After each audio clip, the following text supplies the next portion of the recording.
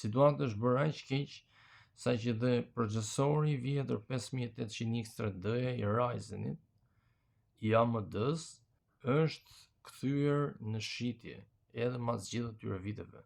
E gjithë kjo ndodhi për shkak të inteligjencës artificiale, pra për shkak të AI-t.